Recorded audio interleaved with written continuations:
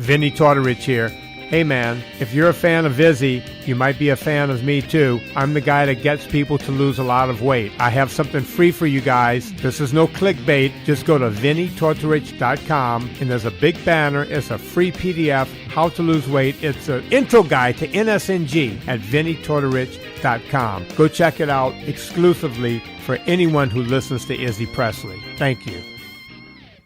Rockwood Saloon Authentic Apparel takes rock and roll fashion to a new level with their tees and tanks for men and women. They also make custom shirts, jackets, vests, pants, hoodies, beanies, and more. The Rockwood Graphics Department can design anything from your logo, t-shirt design, promo posters, band swag, and printed at great prices. From tour shirts and custom stage gear to killer threads for the street to the stage, Rockwood Saloon has it all. Rockwood Saloon, authentic rock and roll apparel for stage and street. World tour tested for quality, comfort, style, and durability. Check them out at www.rockwoodsaloon.com. That's rockwoodsaloon.com. Hey ladies, Sass Pants Designs will take that rock shirt that everyone has and make it your own in a flattering, sassy, and simple way. There are one-of-a-kind tank tops, lace-up tees, and tube top dresses already in stock. Check out the online store at sasspantsdesigns.com and like Sass Pants Designs on Facebook for special offers and custom orders. That's sasspantsdesigns.com, sasspantsdesigns.com. Sass Pants will make you the envy of the party. Hi, this is Bobby Brown, and welcome to another fucking podcast. You kids with your loud music and your Dan Fogelberg, your Zima, hula hoops, and Pac-Man video games, don't you see? People today have attention spans that can only be measured in nanoseconds. See, son, old legends never die. They just lose weight. Like a legend and an out-of-work bum with a lot of life.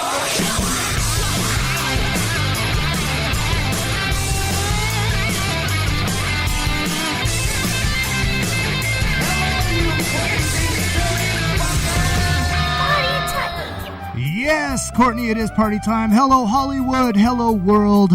Hello, my loyal minions. It is good to see you, and it's always good to be seen back again with another fucking podcast. My name is Izzy Presley. Welcome. I know it's been a few weeks, but it's good to be back, and we are going to be rolling tomorrow night. This kind of just happened. Anybody who's a fan of LA Guns knows the story. Michael Grant is no longer in LA Guns, and he gave Eddie Trunk the exclusive this afternoon on Sirius XM Radio, Hair Nation, and Michael will be in studio tomorrow night, a special Tuesday night show, giving his side of the story and expanding on his interview with Mr. Trunk. So I guess you could say that I'm Eddie's sloppy seconds, but I'm okay with it. So it is good to see you. Make sure you check out all of the social media. That is Another Effin' Podcast on Facebook, and also my entertainment page on Facebook, which is Izzy Presley 1, the Twitter machine on my quest for 1 million followers. Currently at about 2,500. Getting there. Close. Slowly, so good. It's Real Izzy Presley on Twitter and also on Instagram, so go make sure you hit those follow buttons. And also, if you are listening live right now, make sure you hit that follow button on the Spreaker machine. Spreaker.com/user/Izzy Presley.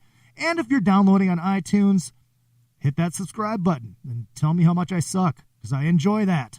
It's good stuff, let me tell you. Also, if you do want to donate to the show, I've made it so much easier. Use the Bravo tipping app, PayPal, all that shit. What's the other one? Venmo? Is that the other one?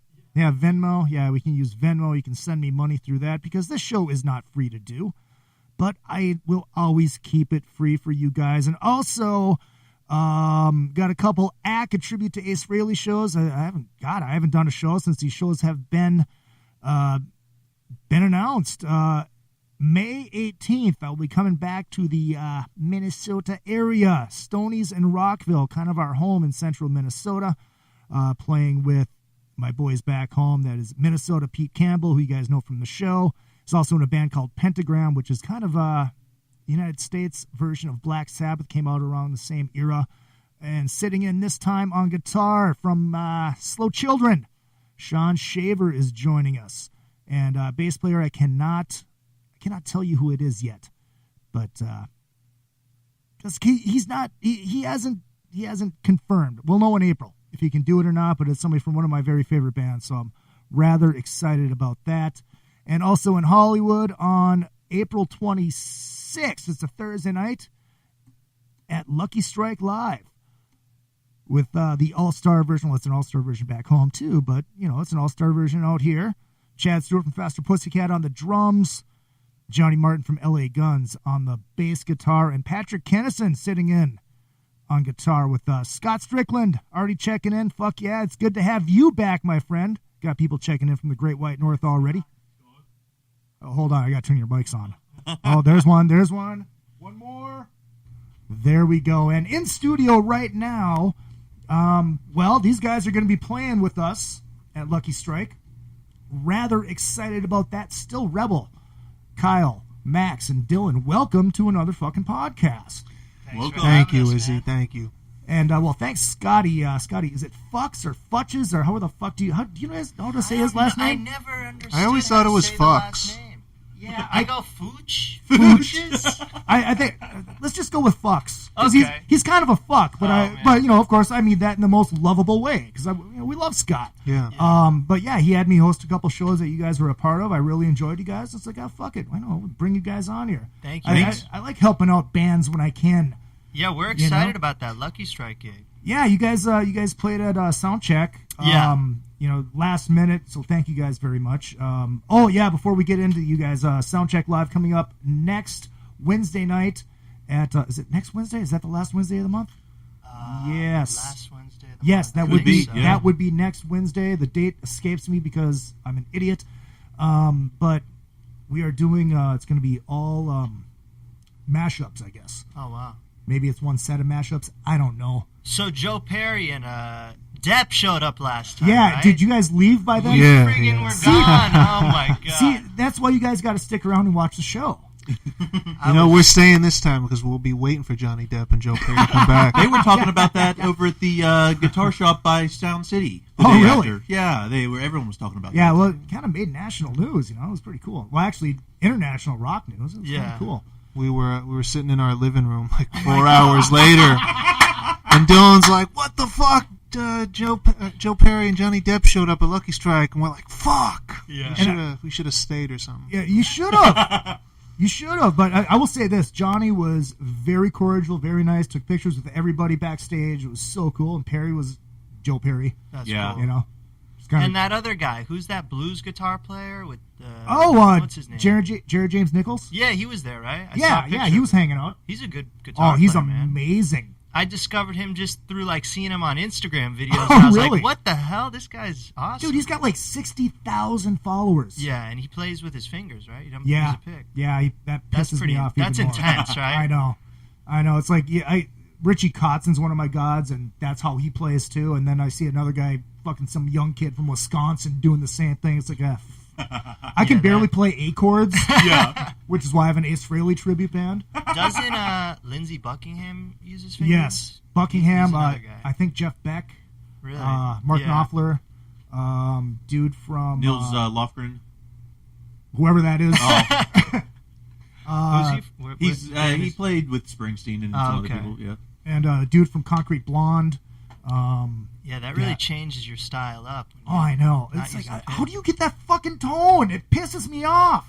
His fingers, those guys must be ripped apart all the time. You know? Jesus Christ. Yes, Ron, we are live. Thank you for checking in. Ron, Shout out. Ron. where are you from, Ron? Yeah, Ron, where are you from? We don't know you, Ron. Very first time, I'm going to say welcome to another fucking podcast. I mean, it's from the wilderness, like that Minnesota, could be- North Dakota. Well, up there. that's I have a lot of listeners up there. That's my home state. Oh, nice. Yes. Way Well, back. you got the Minnesota game on right now. Exactly.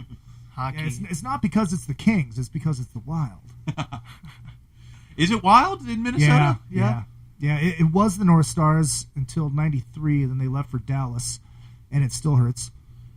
Wild is more of an emotion than a team name. It's like next is the the LA Frustrated. Well, that's what all the Minnesota teams should be. The Minnesota Frustrated. I like that. Yeah, I do too. But it hurts. I mean, when I watch the Stars play the Wild, it's like watching my ex-wife fight my new girlfriend, who I wish was still my ex-wife. Losing a hockey team sucks. You guys don't know what that's like out here because it's not in the blood like it is up there. Because we're basically South Canada. Well, let's talk about you guys a little bit. I mean, we can sit and talk hockey all night. I don't care. But I mean, I went to a hockey game once. Yeah, that's all impressive. my hockey experience. Well, I mean, your dad's a New York guy. You should have some hockey in the blood. Yeah, but he's not into sports. Yeah, he's not really a sports guy at all. He can't even make a basket like on our basketball court. You know, we have a hoop in the backyard, and he can't even shoot a free throw. It's like, well, he's getting a little long in the tooth. Well, even in his younger days, he wasn't into that stuff. And if everybody doesn't know, their dad is, of course, one of the greatest comedians of all time, Andrew Dice Clay. Hey! And you guys have There it is. Oh, there it is. Those were the first noises I made as a baby. I went, why doesn't that shock me? I don't know.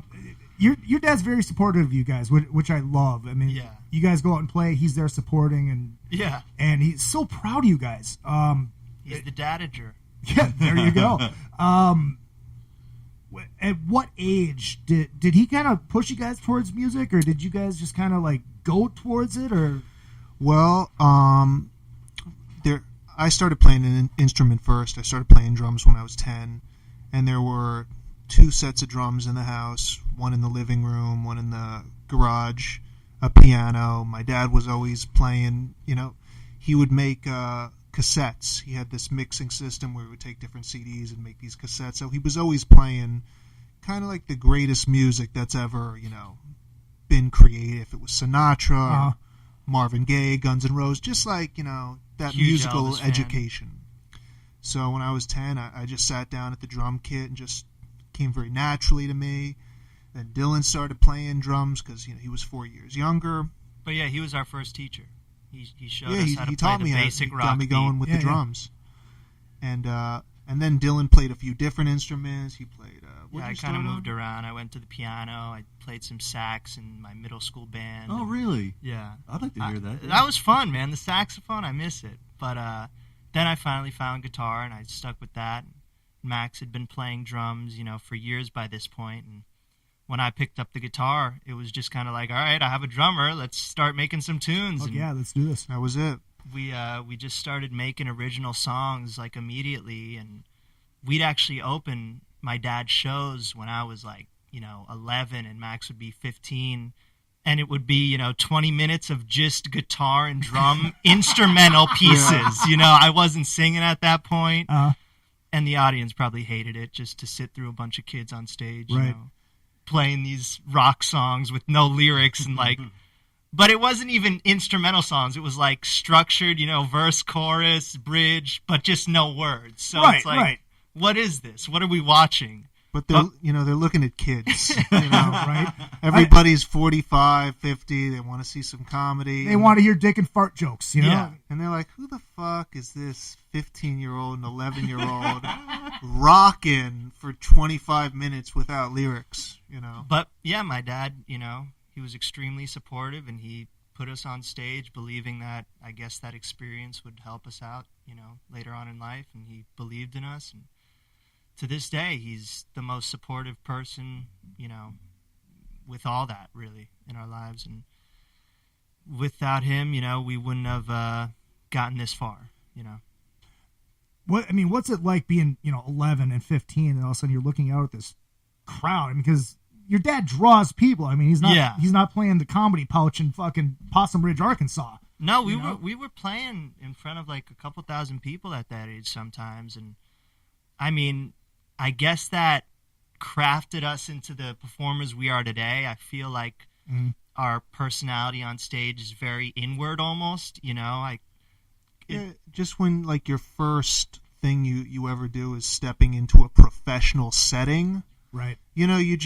I think you just immediately become professional. You're just like, because it's not playing to an empty bar. It's like, oh, this is our first show, and there's, 2,500 people here. There's 3,000 people. You just like, especially as a kid, I think you just do it. You just play rock star. To me, it was like going inside of my head, and just getting into the music, not really worrying about what the audience was thinking. It's just kind of like, play what me and Max rehearsed. I hope we don't mess up, And Yeah, don't fuck up. as long as it sounded good to me on the stage, I was happy. Well, that's all that matters, right? Yeah. Fuck everybody else. I like it when I'm playing. That's all that fucking matters. So at what point do you bring a bass player? Is Kyle here your first bass player? Did you Kyle got people? Christ, yeah. Kyle wasn't the first bass player we ever jammed with. Just the prettiest. We might have jammed with two other guys, and then when Kyle came over, it was just perfect. It was just the first time we all played together, it was just like, it was easy. This feels good, yeah. Felt right. And we've been jamming together, what, like 6 years? 6 years at this It's point? been a while. Just It's been a about while. 6 years. In 2012, my dad did this comedy special, Indestructible, and that's when we really needed a bass player because we were going to be a part of it. And yeah, we played with like one real bass player and then one guy who said he played the bass. And he came over and it was just like, what the fuck is this? But yeah, then Max met Kyle through, stand-up comedy. They both do stand-up. Kyle does stand-up and Max kind of does it as a hobby, I guess. Yeah. But they met each other and it was just like, we came together and it just worked. And that whole summer of 2012, we were at the Riviera, which is now knocked down in Las Vegas. Yeah, the Riviera Hotel. And we'd play the same song every single night with my dad, just rehearsing what would be shot for the special. Mm-hmm. And then finally we went out to Chicago and filmed it, and it went great. And yeah, Kyle stuck with us, we stuck with him, and here we are now. Right? We've done Ozfest. We've done. Yeah, we got to open the last Ozfest meets Knotfest, which wow. was 2016. 2016. Yeah. We were the first band up. It was 11:45, in the morning, and my God, I was a wreck before that show. I was so nauseous. I was like, how am I going to get on the stage? Just because we'd never done, a festival, anything like that big, but it was so cool being outside playing, and you're seeing the whole. We did it at this campground. I forgot. Yeah, like it was San Bernardino. Yeah. But that was just awesome, and then later getting to see Black Sabbath perform at night was just incredible. I mean, yeah, we smoked like 20 joints. oh my God, in an hour. It was too much weed going on. It was a stupid amount At of a weed. rock show? No. I mean, never. Even the Black Sabbath audience was looking at us like, how much weed are you going to because we lit like 10 joints in a row, so the smoke was nonstop. We didn't even space it out. It was smoking the whole set. We had so much weed on us, we gave a security guard an entire joint. We just gave it to him. Yeah, it was nutty. That's the craziest thing about Ozfest is when you go in, they have you're supposed to honor system throw your own drugs and paraphernalia away, and people do. You look in, and people have thrown out like what? Like buckets of stuff. Yeah, why didn't you just stuff it in your shirt or whatever? I don't know. Yeah, you don't put your cocaine on the right. Put the marijuana right here. Crack. Just burn that shit. If it's an outdoor festival, you don't obey the honor system. You just No. you bring in what you need to have a good time. We have a question from Bruce checking in. Bruce. I don't know why he's asking me. He should be asking them. What's a typical set for Still Rebel? All original, some covers, and what kind of covers, if so? That's actually a very good question. Bruce, if someone was going to ask something, that's a good question to ask.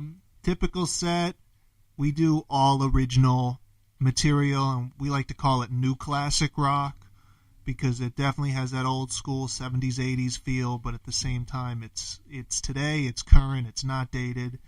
And we do one cover song. Sometimes we do the Beatles, A Day in the Life. Yeah. Oh, wow. Interesting choice. That was the cover that we've played kind of over the years that really stuck. But we've done a few others. I mean, we've done like Purple Haze. We did Interstate Love Song by Stone Temple Pilots. We actually recorded, it's not on the online version, but on our CD, Valley Days, we recorded a cover of a song called Evil that we found out about it from a band called Cactus. This producer, George Draculius, played a Cactus version for us. But I think it's originally like a Muddy Waters song. See, I'm having fucking Anvil flashbacks right now. Did you guys see the documentary? Oh, yeah. Anvil? Yeah. Cactus. I mean, who listens to Cactus? This guy brought it to our attention. He played us this track. We're friendly though. Max, one of Max's first drum teachers was Carmine Appice. Carmine Appice. Get the fuck out of here. Carmine actually, it's crazy. Carmine gave me a few lessons when I was 10, and then when I was like 15, 16, I got lessons from him for probably went on maybe 2 years on and off every couple of months because he'd come over and do 2-3 hours, and then you see him a couple weeks later. But I got a bunch of drum lessons from Carmine, and he really he always wanted me to hit harder, which was funny, right? Because I'm not like a heavy hitter, but Carmine's like a really heavy hitter. You know, you just be like, hit it harder, hit it harder. I'm like, okay, you know. But he, his book, Realistic Rock, besides studying with him, I really went through that book. And, a lot. If you look at my playing, you should be able to spot some Carmine, definitely. I think the first few times Carmine came over, my dad would, like, pay him in bags of clothing. It was like, yeah. He'd be like, you have some fucking merch, eh? It's like garbage bags full of sweats and like a leather and just all this weird stuff. My dad gave him a shower head. Like a really powerful, almost illegal because of how powerful it was, shower head that he had. Water pressure is important. Yeah, it's like there was a certain type out that like really beat down, and we gave him that, and we gave him sweatshirts, and like... Carmine came out to see us at Webster Hall, right? We got him out he of the house, did. Yeah. He came to see us. We did Webster Hall in New York, I think, around like 2014-ish, and we did the Artie Lang show out there, and yeah, Carmine came out to see us, and that was one of our few shows outside of LA that we got to play just on our own. Oh, okay. Normally, if we play shows outside of LA with our dad, but yeah, Webster Hall was cool. It was a cool vibe getting to play just in a different city. And right. Who else is on the bill? Do you remember? I think just some local bands. I honestly don't remember. Can't remember. Yeah. We played up in Sacramento once, though. We opened for Steel Panther. Oh, nice. They were doing I like that. those guys. Yeah, they're nutty. Great guys, great guys. What was it? The Aftershock Festival. We were playing like the pre-party, and that was like a great gig for us. The place was packed. If you're the first band on a 4-band bill, it's like, you might not get a crowd. It was packed. It was nuts to butts from the get-go. That was one of our best crowds ever. Yeah. Really. Yeah. My favorite Steel Panther story, when Aiden Ashley, you're talking about one of the porn stars that was on the show, she came over and did the show, and She's not the tranny, right? No, she is not the tranny. That would that'd be Morgan Bailey. Morgan Bailey. This is Aiden Ashley. Aiden Ashley, yes, and Aiden's a good friend of mine, and we do the show, and then I'm like, well, I have to go to Viper Room because I have to sing at the Sunset Jam, doing an Oasis song. She's like, well, I have to go to Steel Panther. Should we just fucking, and they're playing at the Roxy. Yeah. We're going to stand at the Roxy every Monday night. It's like, well, let's just go down there together. And then all of a sudden it turns out that her friend couldn't go. So it's like, well, you just want to go to, I'm like, duh. Yeah. And during the podcast, we're getting fucked up because she does tour managing too. Yeah. And she had just got off a sober tour. So we walked in. It's like, all right, here's a bottle of Jack. Let's fucking do this. We just got fucked up during the podcast. So we go out and go to the Rainbow and do what you do at the Rainbow. You get more fucked up. Then we go to Steel Panther and get more fucked up. Well, she got on the list through the stage manager for those guys. So we had all access. And I'm hammered. And you guys know what a Steel Panther show is like in Hollywood. The celebrities show up and yada, yada, yada. And I'm in no shape to be talking to anybody that is more famous than me. And I'm not famous. So I'm basically in no shape to be talking to anybody. And we walk backstage. And, of course, the first person you see is Ron Jeremy because you think Ron Jeremy and he appears. That's just how Ron is. And we get back there into the dressing room, and in a circle is Sophie Simmons, Drew Carey, and Jeff Ross. Oh, wow. And I'm standing there with Aiden, looking at them going, I should talk to them. This would be, and there was a break. There was a silence for a second. And I tapped Sophie on the shoulder. I'm like, hey, you're Sophie. She's like, yeah, hi, I'm Izzy. Nice to see you, blah, blah, blah. Then the drunk hit me. Oh, man. And I looked at Jeff Ross like, you're the first celebrity I met when I moved to Hollywood. Wait, the second. He goes, who was the first? I go, Warren DeMartini, a rat. But it was at the same place. Well, where was that? The Taste of Santa Ana.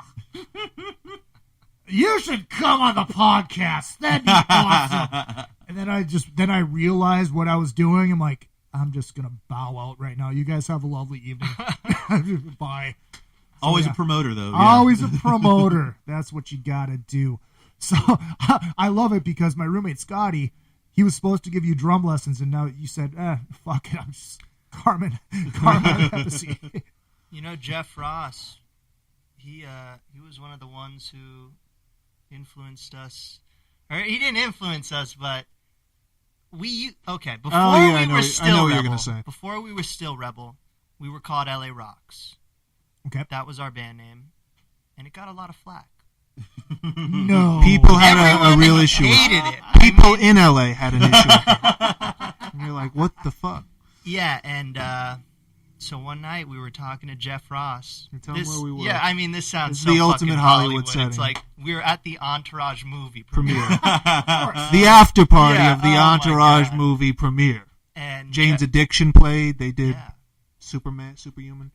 So Jeff Ross is just like, your name's LA Rocks? Like, that's a shitty name. And Oh. I got, like, really pissed off. I took it really personally because it was the name back then. And Right. And Little did you know he was roasting you. He was like doing what he does. He wasn't serious. No, I think he was serious, I but would have pulled back on him. Yeah, I'd have been. But I don't know. It just kind of got heated for a second, and there was a moment. I think like a week later, my brother saw him at the Comedy Store. No, a day later. Yeah, a fucking day later, I'm walking down Melrose, and I see Jeff Ross on a bicycle coming down Melrose. And he was like, Roasted don't pay. I'm sorry, if I pissed your brother off last night, And I was like, nah, he's just, he was joking around, whatever, but it was just a funny I'm moment. just like a kid, but it's just funny. But that's what I love about comedians. There's no filter. They'll tell you the truth. Yeah. No, that's, part of being a comedian. And ultimately, crazy enough, this is nuts, okay? Back to the name change, because everybody was always telling us, we love your band, we love your songs, we just don't fucking hate the name. Like, people would be like, you're better than the name LA Rocks. Right. And we were like, we're from LA, we're representing, whatever. And so we had the Jeff Ross thing, but then I got a voicemail on my phone from Eddie Trunk. Wow. Because my dad had spoken to him, and it was like, you're Eddie Trunk. Like, what do you think of the name LA Rocks? And he was like, you want my honest opinion? He's like, I don't think it's a very good name. And so Eddie left me a voicemail. That's so cool. And we were on the fence about it, but once we're like, shit, Eddie Trunk's leaving us a voicemail saying it, he don't like it, and we're just like, you know what, let's change the name. Screw it. And then I think my dad came up with the name Still Rebel, and we've been Still Rebel. I would have stuck with LA Rocks. You would have taken the criticism? Is Kiss a bad band name? I don't know. No, it's not. No? I think at the time, Kiss is probably a harder sell than we give credit for today. Right. Well, it was originally supposed to be called Fuck. No, it wasn't. wasn't. Yeah. Oh my god. Yeah, it was. They were going to call it Fuck, and they're like, oh, okay, we can't really call it Fuck. And Paul was like, what about Kiss? Wow. The main reason though we got rid of LA Rocks was because eventually we're going to tour, and I don't want to go to Detroit and we're LA Rocks, and you're just hated immediately because you're where they're not. Don't lie. It's because Eddie Trunk said it sucks. Well, he put it over the edge. He made it make sense. There was another funny story. We were kind of working for a short time with the guy who managed Van Halen and the Black Crowes. His name's Pete Angelis, and he's a hardcore dude. He really does not hold back on what he thinks. And one day I'm talking to him on the phone and speakerphone, and this is the best. We were going back and forth for a couple weeks about if we're gonna change the name, if not. And let me just say this one thing. Here's what you need to know about Pete Angelis. He has major success. This guy is one of the biggest fucking rock managers in history. He helped break Van Halen with David Lee Roth. He managed the Black Crowes for 25 years. And then there's us. We're new. We're trying to get in there. We're trying to set it off. And this was when he was kind of on the fence of managing us or not, right? And so for weeks it's going back and forth over, because he don't like the name LA Rocks either. Should we change it? And this is what happened. Yeah, so I'm on the phone with him, and he's like driving in his whatever Bentley or whatever, and he's like, "Yeah, I'm up in Oregon driving down the coast," and I'm like, "Well, Pete, me and Max have talked about it. We're not changing the name." And it was like a moment of silence on the phone, and then he just started to blow up, and he's like, you know nothing about the music industry. You know nothing about this. And I'm just like, we're still not changing the name. I was like, this proves that we're passionate about what we do, and we're going to stick up for what we believe in. But eventually we changed the name. It was just funny getting yelled at by this guy who's been doing it for so long. And just right. There's nothing better than nothing about the music business. It's like the ultimate music business thing. Whatever. He was a lighting guy who was with the right people at the right time. We are still friendly with him, though. That's not like... That's really funny coming from a bass player, because most bass players, they pick up the bass because they can't figure out how to run the lights. Oh, yeah? I can run the lights. So you're multifaceted. Yeah, it's like being able to jerk off with both hands. No, well, then, let's not push the luck there. I can switch hands and gain a stroke. That's how good I am. That's practice. Scotty from Canada. Scotty. If you guys ever a lot of Scots and same guy. Same guy. Canadian Scott. Yeah, he's a cruiser. He wants to know. Also, if you guys ever tour Canada and Scotty is at the show, he'll introduce himself.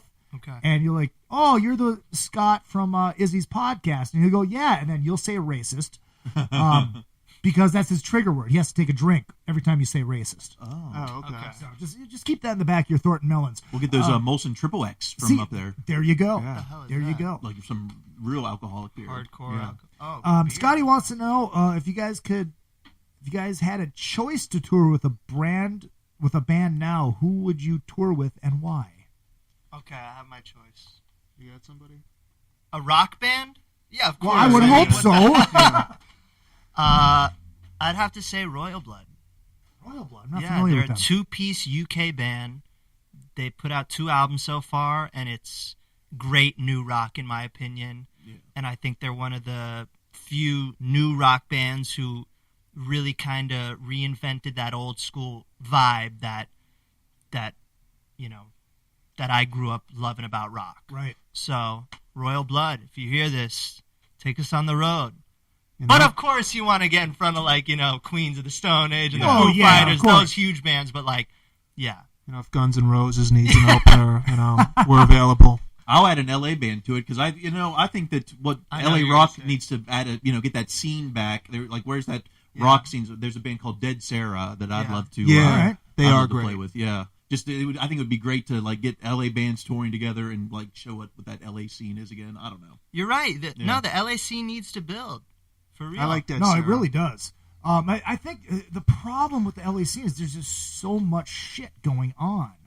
I also think you need to have consistency. Yeah, absolutely. We play the Kibitz Room every second Saturday of the month, and we just feel like having that once a month at least consistent gig helps build somewhat of a scene. It's right on Fairfax. It's connected to Canner's Deli. That whole area still gets so much foot traffic, and it's a real community. And it's you don't see bands like Steel Panther every Monday night at the Roxy. There's no consistent thing really going on up and down the Sunset Strip. I mean, they have the jams, which are great. Yeah. But you know what I'm saying, right? Oh, I know exactly what you're saying. It's all pay to play, and once every 2 months we'll be here. Yeah, and that's the problem is fucking musicians are broke. Yeah. How the fuck? Okay, well, you can, whatever you sell for the tickets, that's your pay, but you have to buy the tickets. It's like, what? We're broke, right? Yeah. It's like, it sucks. Yeah, the Kibitz Room has really become our home base. That's our home We play club. a lot of shows, but that's home. You guys filmed your video there. Yeah, the Breathing video. Yeah. I don't even think we got a permit. We just rolled up in there and we're just like, yeah, we're filming a video. We should say, just before we forget, we do have a gig this Saturday. Yes. We're playing over at the Maui Sugar Mill Saloon In Tarzana.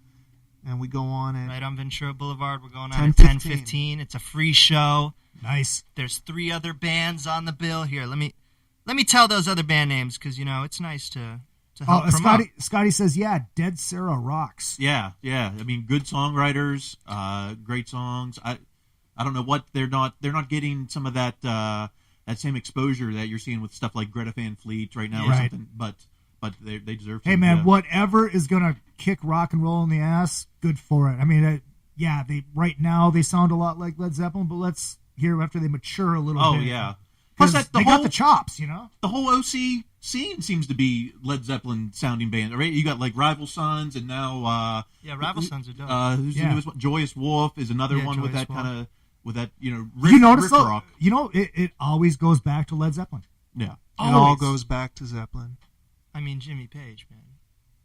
You don't have to say anything else. Jimmy Page. I'll take Ace Frehley personally.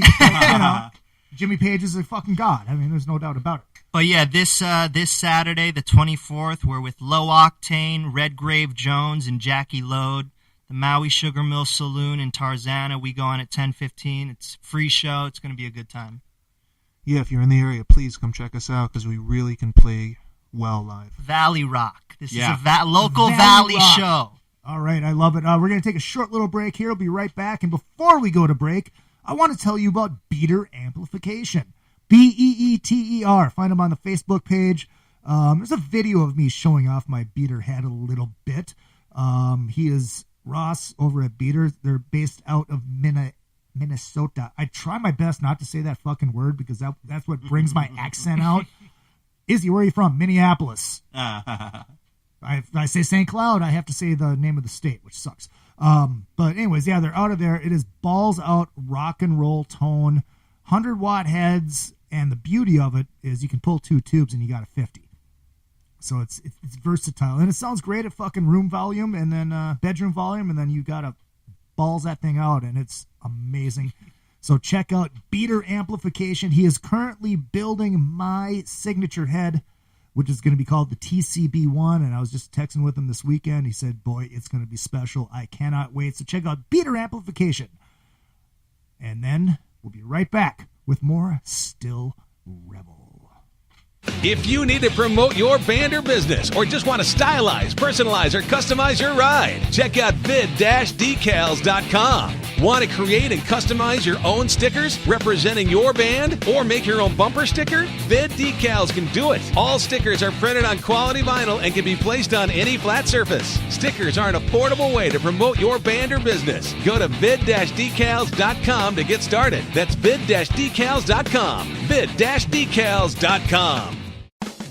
RockstarLeatherworks.com is your home for badass rock and roll gear. Featuring 100% handmade leather bands, watches, cuffs, bracelets, and more, Rockstar Leatherworks has something for everybody. Whether you are going to the show or you are in it, you can find something to fit your needs. Choose from a variety of designs or create your own masterpiece. Their bands and watches are second to none. They also ship internationally. Who needs a stage to be a rock star? Check out RockstarLeatherworks.com. Retro Arcade brings Minnesota and surrounding areas arcade games from the days gone by. All of those great games from pizza joints and arcades are available in cocktail units and custom machines. Dozens of favorites from your youth in one machine to complete your game room or man cave. Retro Arcade also sells and services your favorite pinball machines. Find them at facebook.com/80arcade.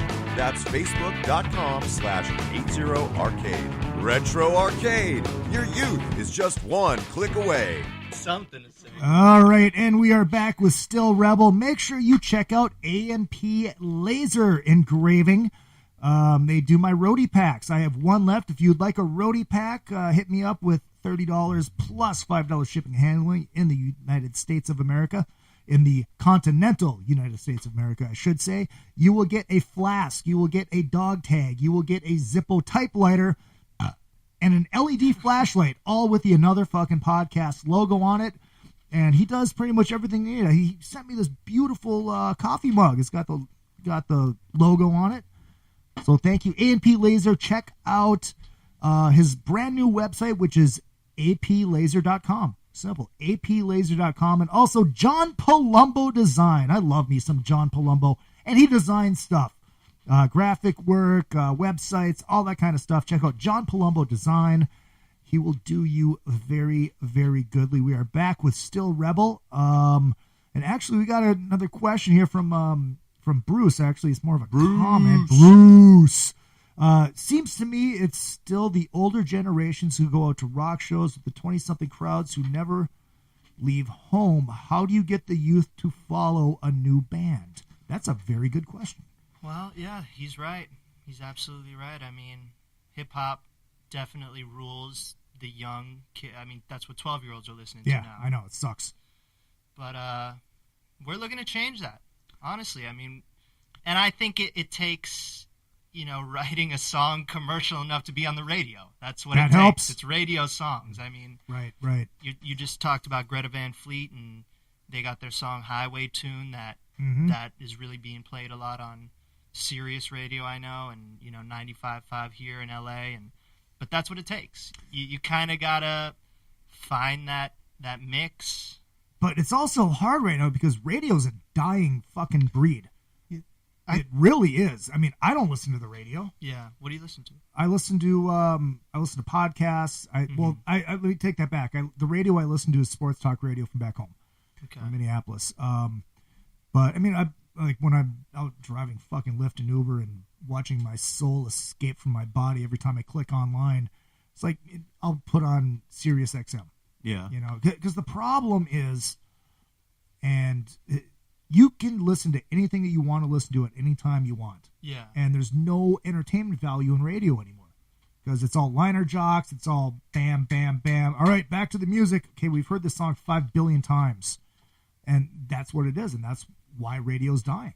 Yeah. Bands that can tour get support on XM, I feel. FM radio, not so much. You're a Coldplay or a Black Keys or something, but the bands that can tour are going to get some play on XM. Right. Spotify is still a hip hop world, but it's if you go to these festivals, there's some young people there. It's not all 40 over. It's just now a more niche thing. Rock is kind of on the sidelines. Rock is underground again. Do you think it takes those younger kids' parents introducing them to rock or something? I think that's one way. I think it's still a lot of you got to, if you're with the right band on tour, you're gonna get more eyeballs. If if your people are tweeting about you, it's all about how to find eyeballs. You got to go where the rock fans are. I think it's festivals. It's well, and I really thought that we would see a bigger rock come back bigger sooner than it has with the rock band. Do you think it's making a slow comeback though? It's with Guns N' Roses getting back together. The problem is it's such a weird time where, because back to the rock band thing, I was working at Guitar Center when Rock Band started coming out, and it's like, well, okay, in about a year after these kids are playing Rock Band, we're going to see them come in and start buying guitars. That's not happening, and I think a lot of it too goes back to school, and they're getting rid of music programs. Oh yeah, kids aren't learning how to play instruments. Yeah, it's all digital. It's all digital, and there's no heart, there's no soul in it. It's just technology plays a big role in that. I think just the way the world is plays a role in why rock is not at the forefront of the music culture. There are those haves. You have those haves and have-nots. Like if you're a U2, if you're a GNR, AC/DC, Eagles, Kiss, Kiss. You're selling the most tickets you've ever sold. But then there's just none of that. Yeah, there's no in between. No middle ground. Yeah. I think in terms of us getting the young fans, I think it comes down to the consistency. Doing the Kibitz Room just that once a month, all of us, like the last time we played, there was a scene in there. People were dancing. There were more hot girls than there have been. I love hot girls. And it's just a matter of doing it forever. Yeah. Because, it's I know people say the whole, do something for 10 years and you get the 10,000 hours and you're great after 10,000 hours, but if you're doing something for 20 years, it doesn't matter what it is, people know about it, and there will be young people, and you just got to build your own scene, and it's the long run, you know, but I'm starting to see some young people. Have you guys, I mean, a lot of it too goes back to just getting out on the fucking road. Yeah. You know, and trying to get in front of people. Have you guys, you know, piled in a van? Do you guys want to pile in a van and just say, fuck it, let's take the summer and do this? I'm ready. Kyle wants to pile in a van. Kyle wants to. I mean, we haven't. I'd like to at least be with a band, you know, opening or have it be like a joint tour, but no, I've never. Would you guys consider buying onto a tour? I mean, that's always that option that's out there. I mean, but it's also going to be, it's like, yeah, we're going to pay this amount of money to get on this bill, and you know. No way. I didn't even know you could do that. Oh, yeah. I just anyone who does that, I'm sure it's fine, but it goes against what I feel it should be. You know, I want somebody to get behind us and pay us to go on the tour. Who do you pay? You know? Who do you pay? Like Motley Crue charges $1 million to. Well, I'm not talking like a Motley Crue. I'm talking, say you get a band like Faster Pussycat who goes out on the road and they do a month, you know, and they pile in a bus and they go, you know. I mean, that it gets you in front of people, but does it turn into anything? Is it worth the investment? I don't know. I guess that's the debate. Well, look, playing in front of people is always going to get you fans, but I feel like in this day and age, you need to be seen digitally. You know, people need to be hearing your music on Spotify, on a Spotify playlist. Yeah, I did want to ask you guys about that because, I mean, you're obviously a different generation than me. I'm a little bit older and fatter. And what do you guys think about the Pandora and the Spotify and all that stuff? And do you guys make money off of that? Not yet. I mean, not yet. Our album Valley Days is out, you know, on all that stuff, but no, we haven't made real money on it because it's hard. I think you just upload your album and then it's just uploaded with millions of other, you know, artists and albums, and we talk about this a lot, but it's a work in progress, honestly. You know, if you don't have a company behind you, you're only going to be known to a certain point. Right. And any of the people who are giant on Spotify, there's somebody backing it. You know, Post Malone has Push. So there's a billboard of Post Malone on Spotify, and it's like you're either known or you're indie. You're on the underground, and I think we're waiting to get involved with some type of company because what we do on stage, what we do live, it is undeniable. I mean, we bring it in real life, you know? Right. So I think we're just waiting to meet the right person or the right team of people to go, okay, you know, we're gonna put you on a bus, we're gonna send you out there, and I think some big stuff's right around the corner for us. They gotta love us. They gotta love the band. Right. You know, they can't be like, you know, these are the guys that could make us money. You know, because look, we're small beans. So it's like you gotta love us for us not look at us as the commodity right now. And you know, the thing that I do respect about you guys is, I mean, you can just go, Dad, make a call, and you don't. You're doing it by yourselves. Mm-hmm. You know, I find that I really respect that. You know? Yeah, it's just about, you know. I mean, we've had him make a few calls. Yeah, a few calls have been made. It's just it's a weird business. Right. No, it's really fucked up. But so I guess I didn't realize that you do comedy and you do comedy, Max. What's your act like? That's a good question. Think about it while Kyle says what his act. Well, I'll tell you what I think about Matt. I think it's finding absurdity in the everyday. I don't know. Like there's like when you talk about the the barista stuff and the coffee art, is like that's really funny stuff. I know that's a little bit older stuff, but you know, honestly, I don't consider myself like a professional comedian. I go to a lot of open mics, and I really like to just make up new shit every time. Even though I've been doing it 10 years, I don't have a solid act that I do. Gotcha. I've always been a drummer, and then stand-up's been like, you know, the fun thing I go and do to get out of the house. And it's just therapy for Max. Yeah, it's like just something I like to do, but I haven't necessarily been pushing myself as a pro comedian. Yeah, the same here. Yeah, like you want to. I dabble in it. You want to go up and fuck around, and and have a good time. You guys have heard my horrible fucking jokes. What the fuck? And what about you? I'm coming from more of a self-deprecating, like everything is kind of just a joke about me. I feel like I've preaching to the choir, brother. Yeah, like I've seen it. Like I've done a lot and seen a lot, but I'm still not. I can't big time, So, there's like a humbleness that. Right. Kyle also does an awesome thing, cosplay comedy. I think it's cool. Yeah. This is very goofy. Like, I don't know, cosplay. I don't know if you go to those Comic Cons, but cosplay is a pretty hot thing. Right. People dress up as the heroes and that. But like, so imagine if, you saw like Captain America doing stand up as Captain America. So I get people that we dress up and then we do our sets. Gotcha. As the character. Yeah, it's been big at the cons. It's been, if rock and roll doesn't work out, like, spandex. It works either stage. Is that what brought you out here? My day job, I was producing a rock radio show. My day job brought me to L.A. and so you know exactly what I'm talking about when I'm talking about radio. Yeah, I mean, I'm a former radio guy too.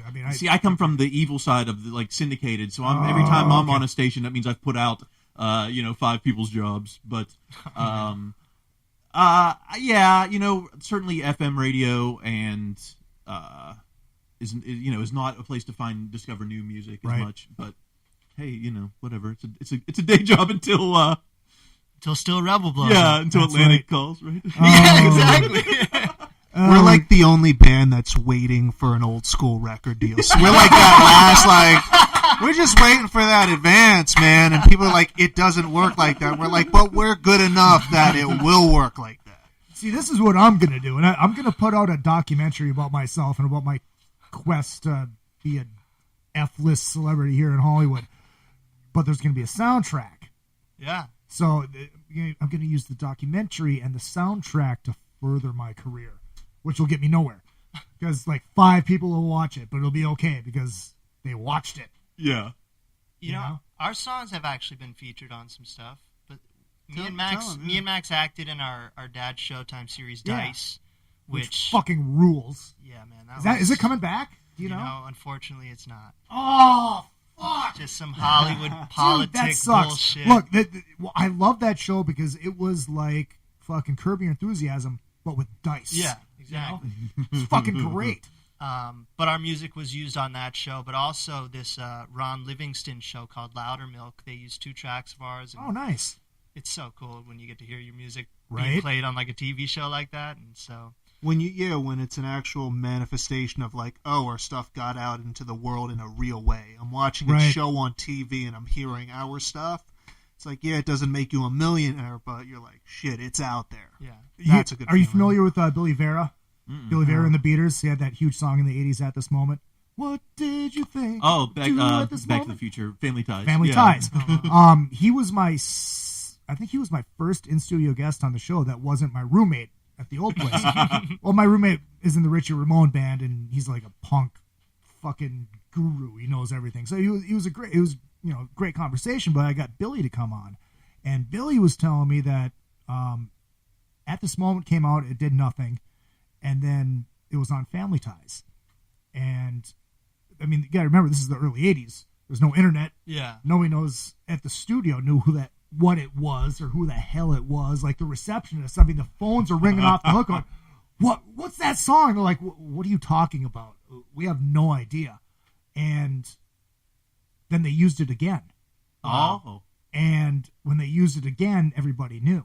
Yeah. And it shot to #1. It was at #1 for like fucking 13 weeks. Holy shit. So, I mean, it can happen. No, that's another way, to get your music out there. Hopefully it's used in a show or a commercial right, or something exactly. like that. And exactly. This show Louder Milk, and it's on the Audience Network. People should check it out. It's like this amazing show. Ron Livingston plays he's a sober counselor. Used to drink, but now he's managing this whole AA group. But he's still miserable. And they really like let our songs play. Like one was in a strip club scene.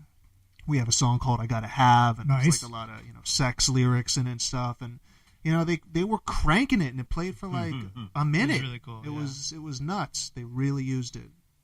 I got a comment from Jeff Jacobus. Jeff.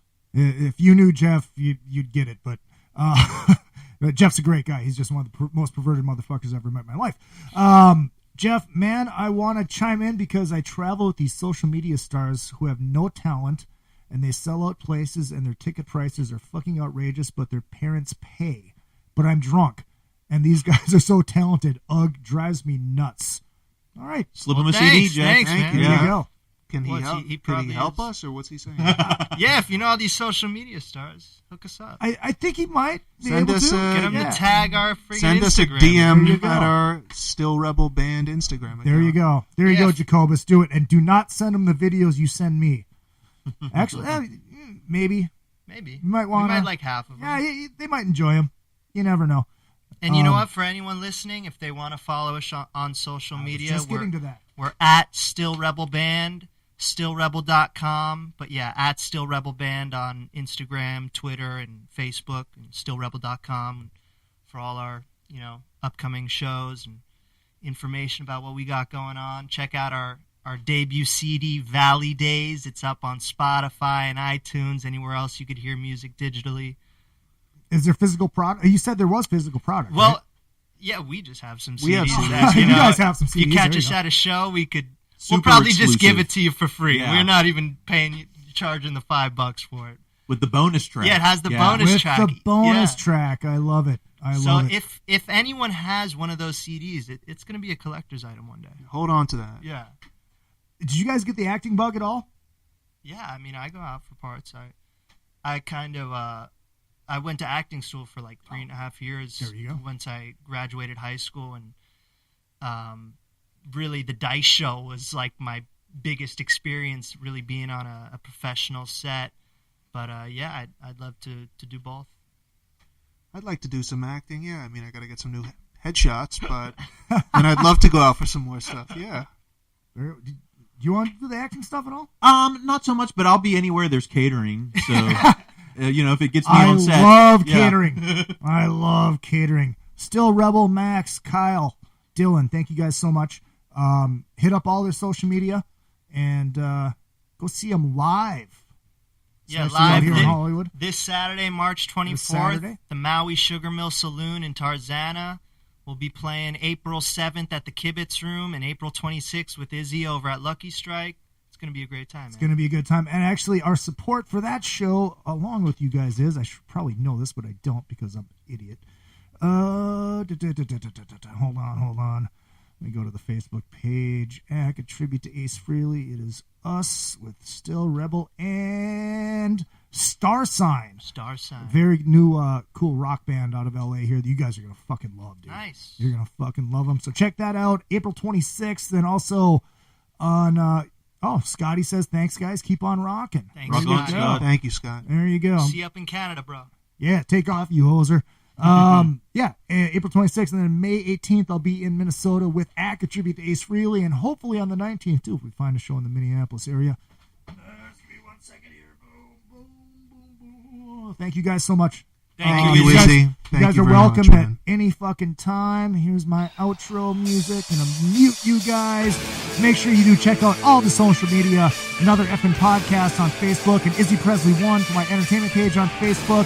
See you at Soundcheck Live next Wednesday night. Tomorrow night, Michael Grant, formerly of LA Guns, in studio with his follow-up interview, the Eddie Trunk interview today on Sirius XM. Go buy stuff. Click on the Shop Now button on the Facebook page. Buy t-shirts and all that kind of good stuff. Send me money. And we'll see you tomorrow night with Michael Grant. Vinny Tortorich is returning to the show soon, working on Bisto Blanco as well. Chuck Garrick and Calico Cooper in studio. Lots of great stuff.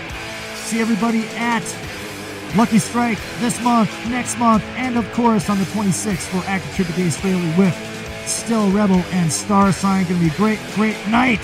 Cannot wait. See you guys. And I do love you all. And why don't you kindly go fuck yourselves?